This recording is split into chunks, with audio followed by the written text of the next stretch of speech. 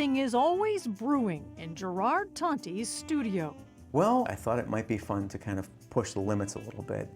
Literally, he paints with coffee and tea.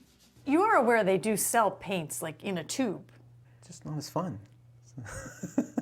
This graphic designer used to paint the old-fashioned way, until the day he became fascinated by his cup of green tea.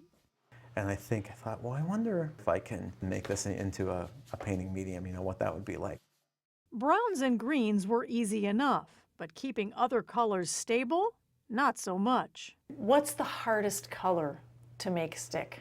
Hardest color to make stick is probably the reds. Are you still working on mastering the reds? I recently have just got it. You so just I just got it. So after how many years?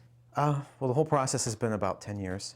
So now I have a full color spectrum. So I can get things like flesh tones, I can get purples, silvers, grays, blacks, whites, the whole works.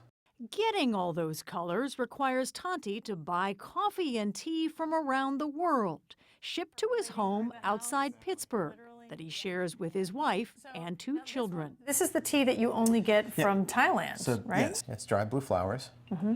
It's blue, all right. Okay, here we go. It tastes good. It's a really delicate flavor.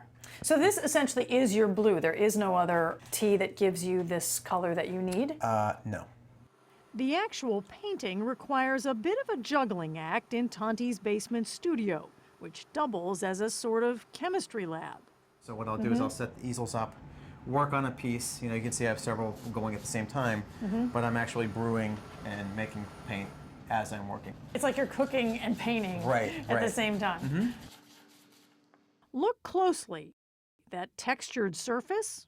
It's actually coffee grounds. And it's a good guess that with all that caffeine around, Tonti's art will keep percolating. Anybody ever say, why do you do that? Sure, all the time. How do you answer that? For me, it's all about the challenge. It's been about the process and the challenge. So if somebody can, look at a piece and it makes them feel warm, like, a warm cup of coffee in a coffee shop, I think the job's done.